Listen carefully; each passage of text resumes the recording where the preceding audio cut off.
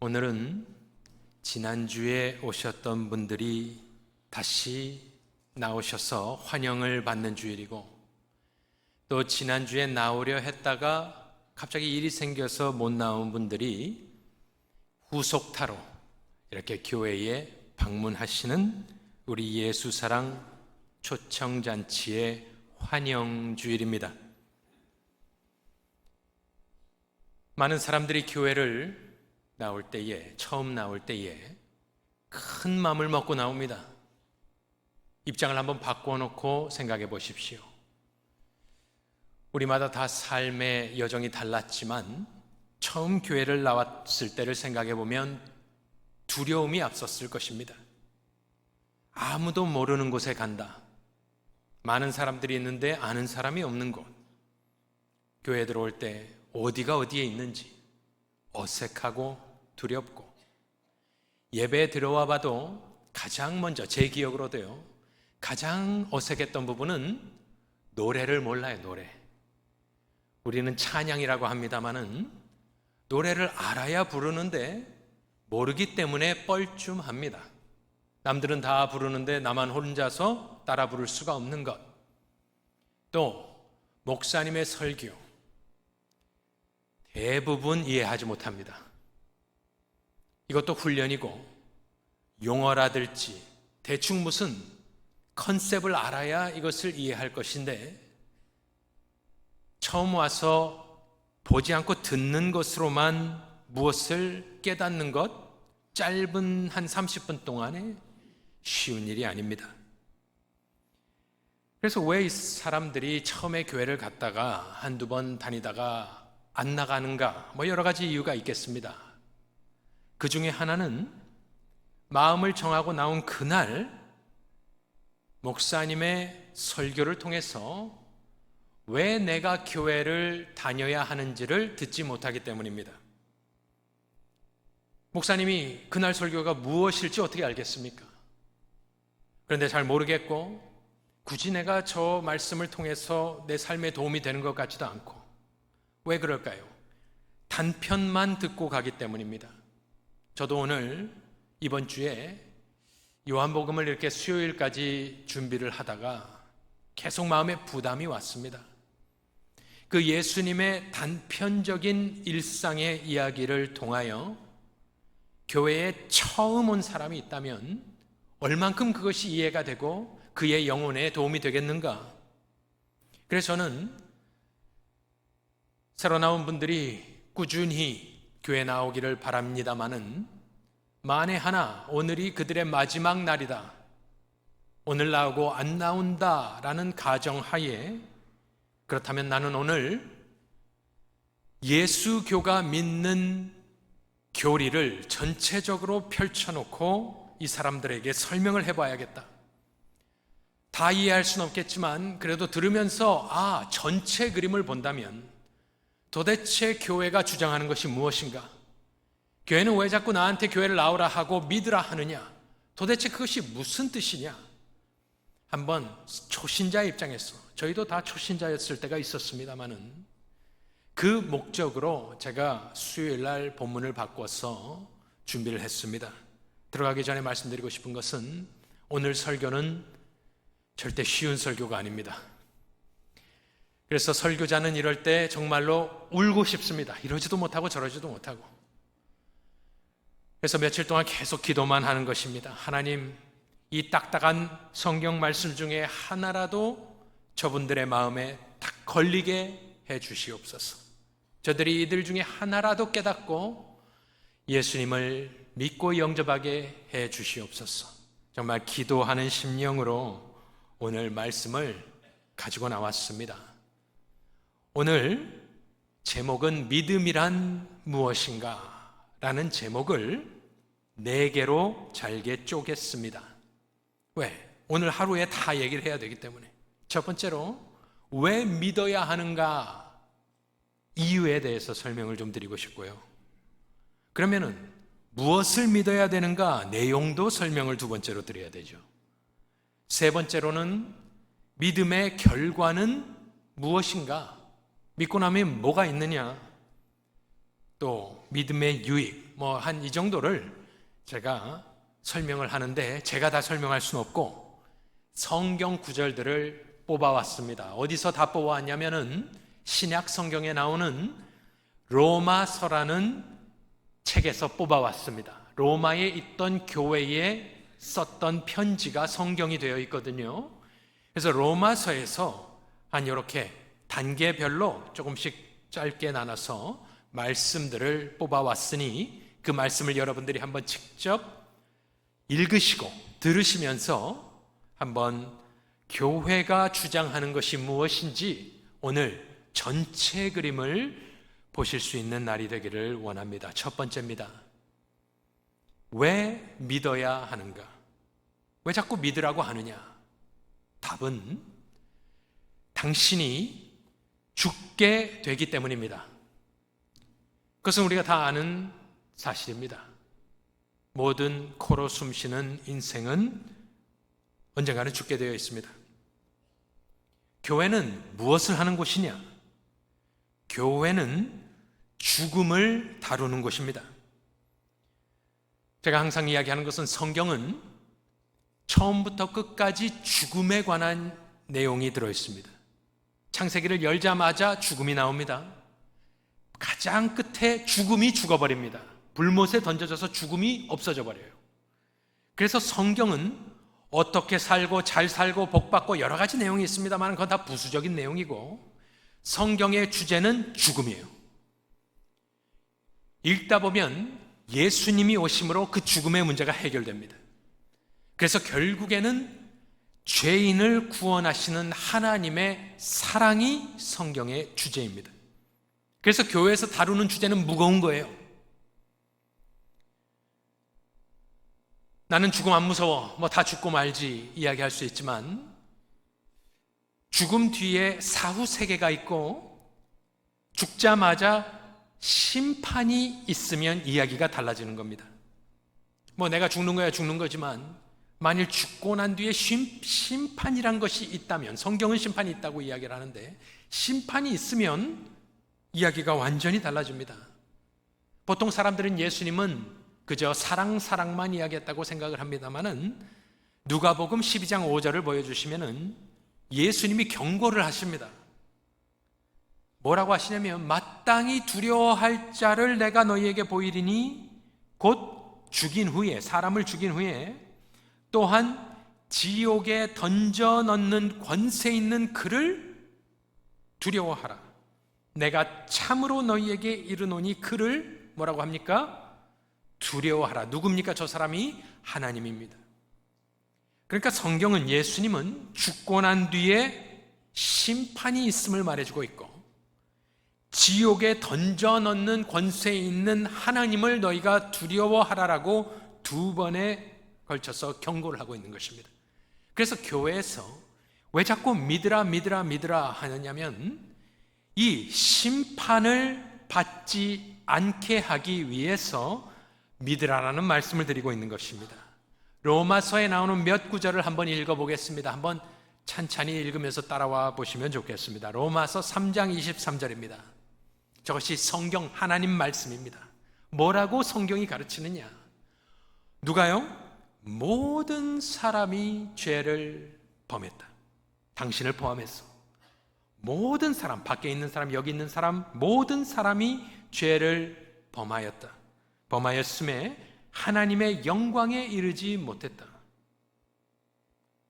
6장 23절에 모든 사람이 죄를 범했다고 그랬죠. 그런데 죄의 결과는 뭐라고 합니까? 사망이다. 그냥 단순한 육신적인 죽음 플러스 심판입니다. 모든 사람이 죄를 범하였고 그렇다면 죄의 삭시 사망이라면 모든 사람이 죽는 거겠죠. 로마서 5장 12절을 읽어보면 그러므로 한 사람, 우리의 조상인 아담입니다. 그러므로 한 사람으로 말미암아 죄가 세상에 들어오고 죄로 말미암아 사망이 들어왔나니 이와 같이 모든 사람이 죄를 지었으므로 사망이 모든 사람에게 이르렀느니라 이야기를 합니다. 우리가 늙어서 죽고 병들어 죽습니다.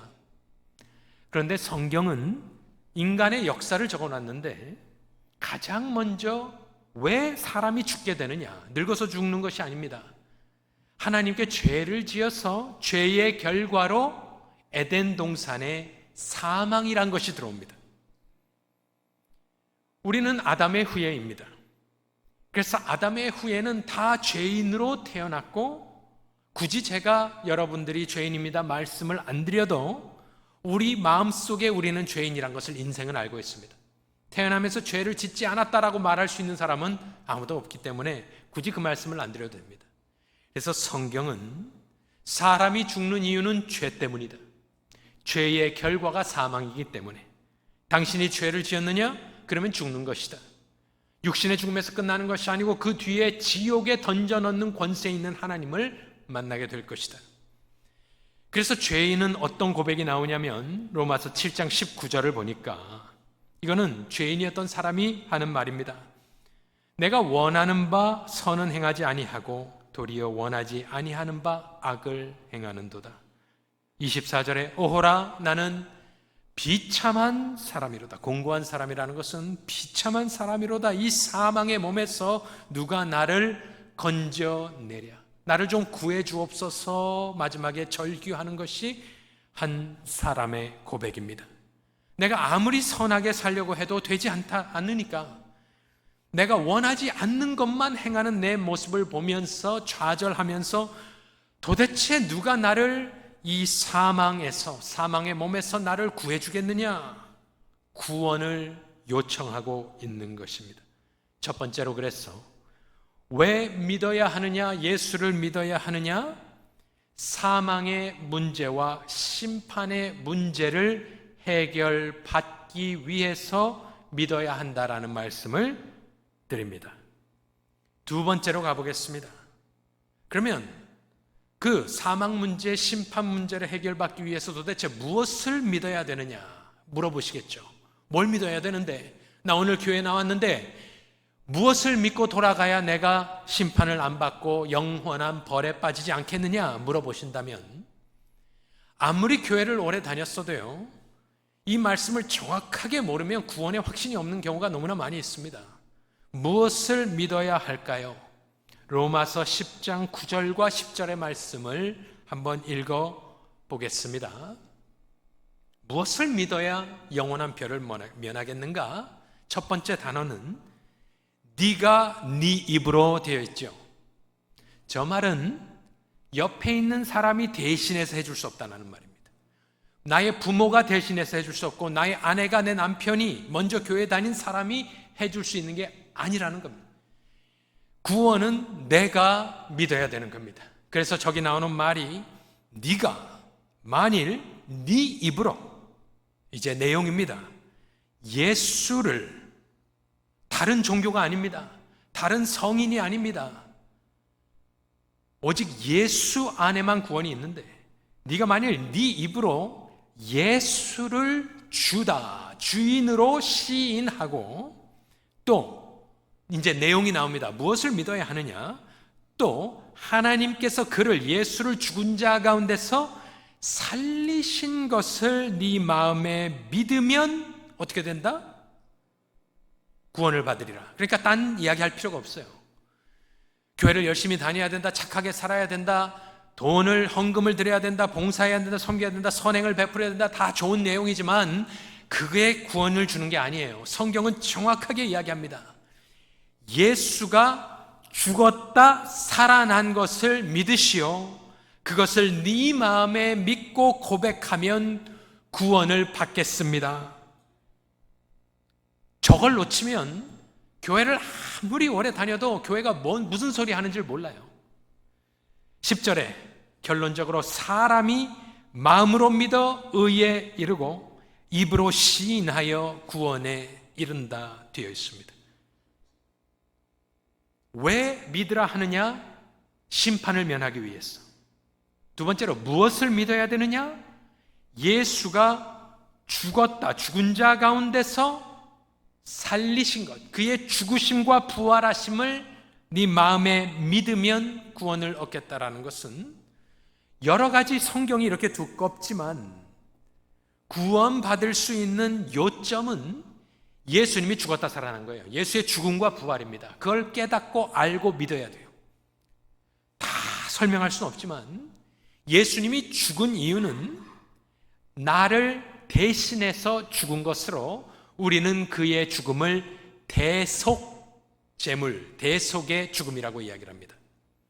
그러니까 예수님이 그냥 죽었다 살아난 것을 믿는 것이 아니라 예수님이 내 죄를 대신 지시고 죽어서 모든 죄 문제를 해결해 주시고 하나님이 오케이 끝났다, 내가 내 아들 하나님의 아들 예수를 부활시켜 일으켜 세워주신 것, 지금 승천하셔서 하나님 보좌 위에 계시는데 그 예수의 죽으심과 부활하심으로 내 죄를 담당하시고 내가 예수를 믿어 나 또한 부활 생명을 얻는 것을 마음에 믿고 입으로 고백하여 구원에 이르는 줄로 믿으시길 바랍니다.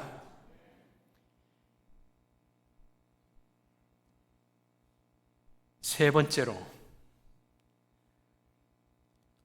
어떻게 구원을 받느냐? 이미 나온 내용입니다만 왜 믿어야 되느냐? 죽음과 심판을 면하기 위해서. 두 번째로, 무엇을 믿어야 되느냐? 예수의 죽으심과 부활하심, 나를 위해.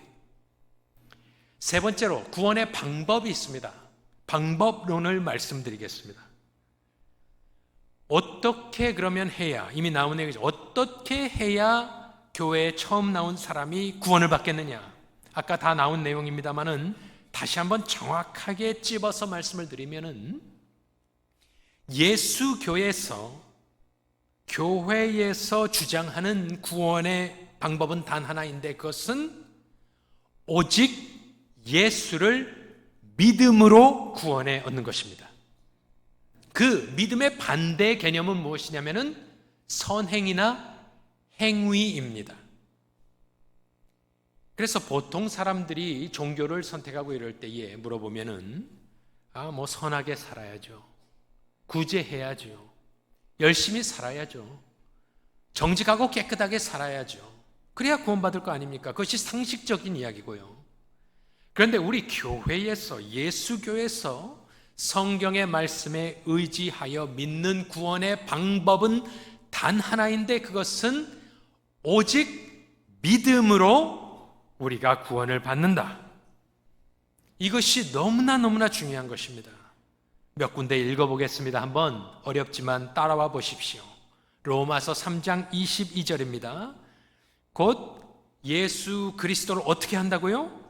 믿음으로. That's it. 믿음으로. 3장 24절에 어디에 구원이 있느냐, 속량이 있느냐? 그리스도 예수 안에 있다. 3장 26절에 또한 예수 어떻게 하는 자, 예수를 통해서 위에서 엄청난 일을 하고 돈을 기부하는 사람들이 아니에요. 예수 믿는 자를 의롭다 하려 하심이라. 27절에 그런즉 자랑할 데가 어디 있느냐? 있을 수가 없느니라. 무슨 법으로냐? 행위, 인간의 행위로냐? 아니라 오직 믿음의 법으로니라. 이 믿음의 법으로 what? 믿음의 법으로 구원 얻는다. 28절에 그러므로 사람이 의롭다 하심을 얻는 것은 율법의 행위에 있지 않고 믿음으로 되는 줄 우리가 인정하노라. 4장 16절 그러므로 상속자, 하나님 주시는 모든 복의 상속자가 되는 그것이 은혜에 속하기 위하여 무엇으로 되느냐? 믿음으로 되나니. 24절에 의로 여기심을 받을 우리도 위함이니 곧 예수 우리 주를 죽은 자 가운데서 살리신 이를 믿는 자가 의롭다 하심을 받는다. 마지막으로 5장 1절입니다. 그러므로 우리가 무엇을 통하여 깨끗하게 사는 것, 선행을 베푸는 것 아닙니다. 우리가 구원받는 방법은 딱 하나인데 우리는 믿음으로 의롭다 하심을 받았다. 성경은 증언하고 있는 것입니다. 이제 다가오는 10월 31일은 어떤 날입니까? 10월 31일은 세상은 할로윈이지만 우리 교회 달력으로 보면은 종교개혁주일이라 됩니다. 우리가 가톨릭에서 분리해서 나오는 시발점이 되는 날이 10월 31일이었습니다. 왜 분리하고 나왔고 우리는 무엇을 믿느냐? 딱 하나입니다. 종교개혁이 주장하는 것은 단 하나, 오직 믿음으로 의롭게 됨을, 믿음으로 구원은 어떠한 인간의 선행과 동반되지 아니하고 오직 예수 그리스도의 대속의 죽음과 부활하심을 믿음으로 구원에 이르는 줄을 여러분들이 확인하고 확신 가운데 거하실 수 있기를 축원합니다. 네 번째로, 그렇게 믿음의 결과가 무엇이냐? 영생복락입니다. 하지만 그것을 조금 자세하게 말씀을 드리면, 그렇게 예수를 오직 믿음으로 구원에 이른다. 그 구원의 뚜껑을 열어보면 두 가지가 들어있는데, 죄사함이 그 첫 번째고 두 번째는 의롭다 하심, 이 두 가지가 하나가 되어 구원이라 우리가 이야기를 하는 겁니다. 첫 번째로 예수를 믿으면, 예수가 내 대신 죄를 담당하시고 죄값을 치렀기 때문에 우리가 믿으면 죄사함을 받아 구원에 이르게 됩니다. 사도행전 2장 38절에 보면은 베드로가 이르되 너희가 회개해야 됩니다. 내가 죄인임을 고백해야 됩니다. 각각 예수 그리스도의 이름으로 세례를 받고 죄사함을 받으라. 에베소서 1장 7절에 보니까 우리는 그리스도 안에서 그의 은혜의 풍성함을 따라 그의 피로 말미암아 속량 곧 죄사함을 받았느니라. 좀 말씀이 어렵죠? 그런데 확실한 것은 예수 믿으면 나의 모든 죄를 사해 주심을 믿으시기를 바랍니다. 예수님이란 분이 제물돼서 죽어주셨기 때문입니다. 그런데 거기로 끝나는 게 아닙니다. 교회에 가장 처음 나왔을 때는 예수 믿으면 구원받는다, 예수 믿으면 내 죄사함을 받는다, 믿으면 100점입니다. 뭐 더 이상 바랄 것이 없어요. 우리도 예수 처음 믿었을 때 얼마나 기뻤습니까? 정말로 산천초목이 춤을 추고 모든 것이 하나님을 찬양하고 우리 마음 가운데 얼마나 그런 기쁨이 있었습니까? 왜? 죄사함 받았다, 죄사함 받았다. 우리가 부르는 노래 찬양이라고 합니다. 찬양의 많은 가사도 죄사함 받았다, 죄사함 받았다, 자유하다, 그런 내용이 너무나 많이 있습니다. 그런데 그 복음에 또 한 가지 양면성이 있는데, 다른 하나는 무엇이냐? 단순히 죄사함만 받고 끝난 것이 아니라 깨끗하게 죄사함을 주시고 나서 하나님은 예수 믿을 때 우리에게 하나님의 의를 선물로 줘버리는 거예요. 이 두 번째 요소가 없으면 종교개혁을 이해하지 못하는 겁니다. 왜냐하면 인생은 아무리 교회를 열심히 다니고 예수를 믿고 성경 공부를 해도 죄를 지을 수밖에 없어요. 그러니까 구원을 죄사함으로만 알고 있으면 어떻게 되느냐? 신앙생활을 하다가 지쳐버립니다. 계속 교회를 나와도 내가 똑같은 것을 발견하게 됩니다. 조금씩 변화는 봤는데 내가 갑자기 거룩해지지가 않아요. 그러니까 좌절하고 낭망하고 교회에 올 때마다 디프레스 돼서 와요. 죄 짓지 말아야 되는데 또 죄 짓고 왔다, 또 죄 짓고 왔다, 또 죄 짓고 왔다. 교회 올 때마다 용서해 주세요, 용서해 주세요, 용서해 주세요. 그러니까 의심도 들고 말이죠. 내가 구원받은 것이 맞나? 이제 뭘 어떻게 해야 되나? 별다른 차도가 없다, 낙심하게 되는데요. 복음은 죄사함 플러스 하나님의 의를 채워줘서 나는 예수 믿는 동시에 의로운 사람이 되어서 내가 하나님 앞에 의로운 사람으로 만들어 주셨으니까 내가 의롭게 살아야지라는, 뭐라 그럴까요? 하나의 또 다른 날개, 죄사함과 더불어 내가 의롭다 칭함을 받은 이 두 날개로 죄인은 날아가는 겁니다. 한 가지만으로 되지 않아요. 그 말씀이 이미 우리가 읽었지만 한번 들어보십시오. 로마서는 로마서는 죄사함이라는 단어가 안 나와요.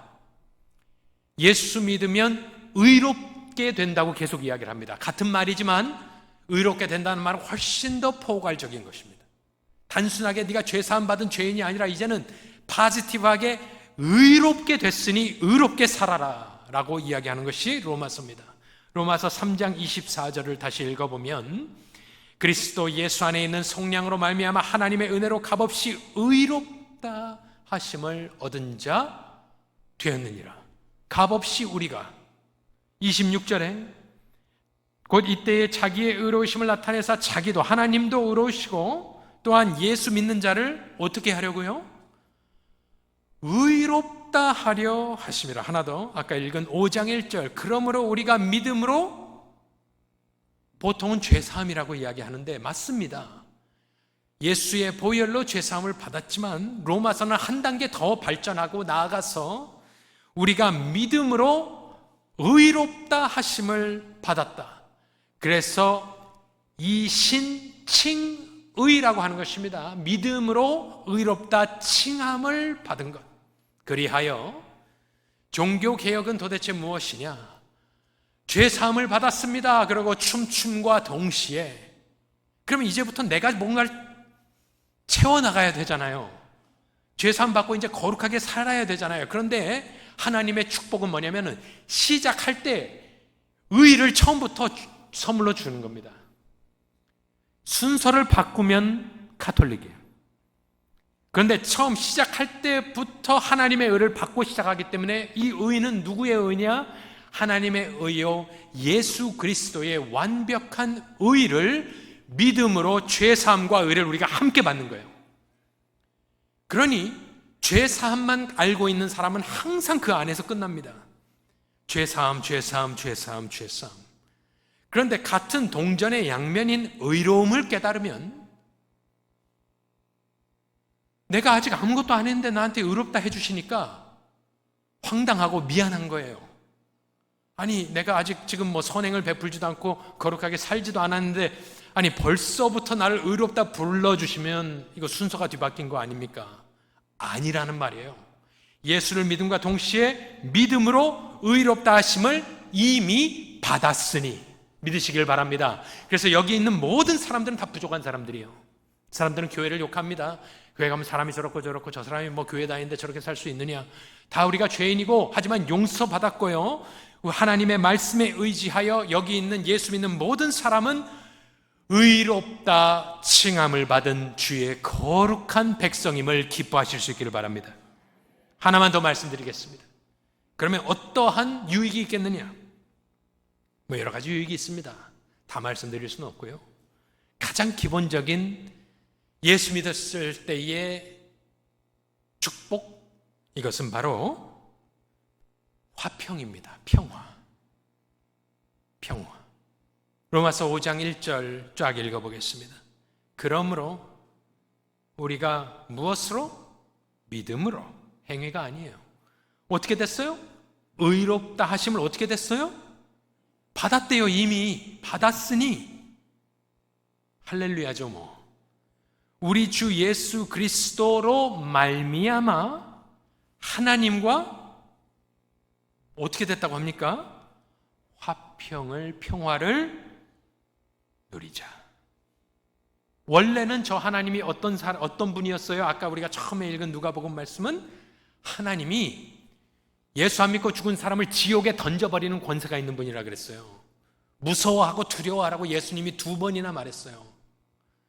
그런데 예수를 그의 죽으심과 부활하심을 믿기만 하면 죄사함과 의로움을 받았기 때문에 이제는 그 하나님이 뭐냐? 하나님이 우리 아버지가 되는 거예요. 그래서 이제 하나님과 화평을 누리게 되는 거예요. 그래서 예수 믿고 난 사람들의 공통적인 증언, 간증은 무엇이냐면은 예수 믿고 나서 그 결과 우리가 어떻게 됐냐면요, 예수 믿기 전에는 우리가 다 악으로 살았습니다. 악에 받쳐서 살았습니다. 이 악물고 악으로 내 힘으로 살면서 내 안에 기쁨이 없어요. 그런데 왜 기쁨이 없는지를 모릅니다. 인생이 허무한 건 알아요. 그런데 인생이 유한한 걸 알고 왜 그럴까? 죄인은 그것을 모릅니다. 교회에 나오지 않으면 그것을 알 수가 없습니다. 성경에 계시를 해놨기 때문에. 그런데 예수 믿고 나면 하나님과의 관계가 회복되는 거예요. 그래서 세상이 줄 수 없는 평안이 우리 마음을 가득 채우게 됩니다. 그래서 얼굴에 인상과 악이 가득했던 사람들이 인상이 풀리는 거예요.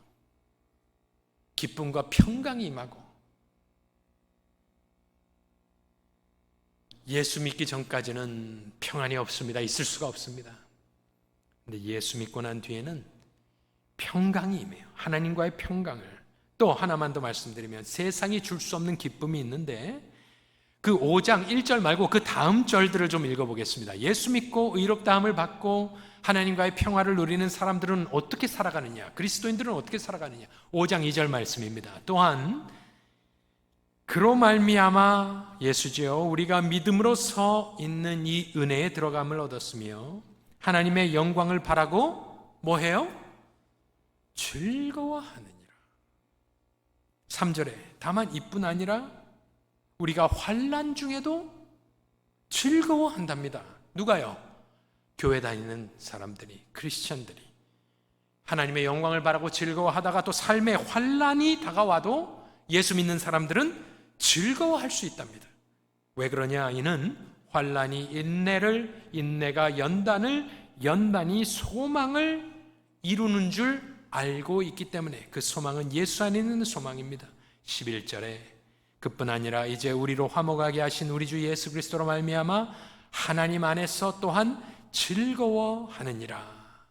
계속해서 성경은 크리스찬들이 어떻게 사느냐 반복해서 이야기했습니다. 즐거워하고 즐거워하고. 왜 즐겁냐? 하나님과의 관계가 회복되고 이 관계가 화평으로 회복이 되니까 이제는 세상을 보는 눈이 달라지고 이 세상을 살 때 기쁨과 평강으로 환난 가운데서도 소망 가운데 살 수 있는 것. 여러분들 이 좋은 일을 마다하지 마시고 예수 믿으실 수 있기를 축원합니다. 지난주에 오셨다가 오늘 또 오신 분들이 계시다면 제가 지금 천국문 앞에 와 있는 여러분들에게 천국문을 열 수 있는 열쇠를 드린 겁니다. 오늘 설명한 거는. 오늘 왔다 그냥 돌아가 버리시면 천국문 앞에 왔다 집에 가는 것으로 참으로 안타까운 일이 되는 겁니다. 여러분들이 오늘 설명한 말씀을 듣고 그 열쇠를 가지고 천국문을 열고 들어가 버리시면 되는 겁니다. 쉬운 거예요. 그러면 영생의 문제 해결되고 영혼의 문제가 영생, 영원한 생명을 주시고요. 평화와 기쁨이 임할 것입니다.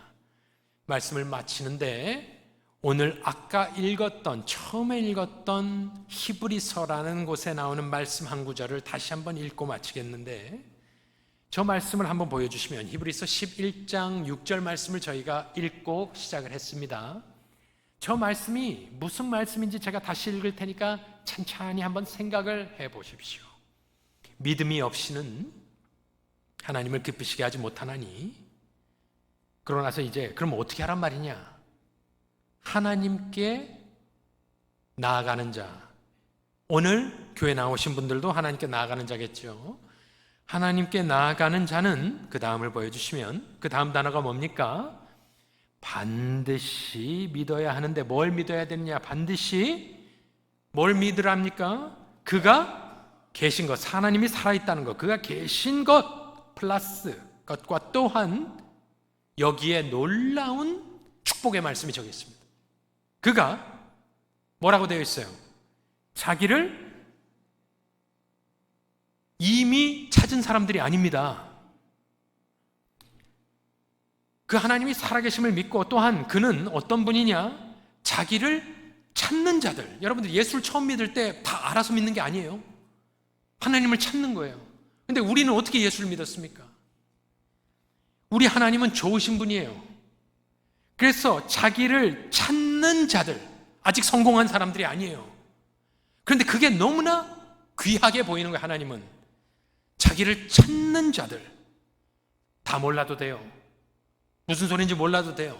그냥 예수 이름만 부르면 돼요. 그런데 그가 자기를 찾는 자들에게 뭐 하시는 분이냐는 거예요. 같이 읽어볼까요? 상 주시는 이심을, 저게 기쁜 소식이에요. 저게 초청장이에요.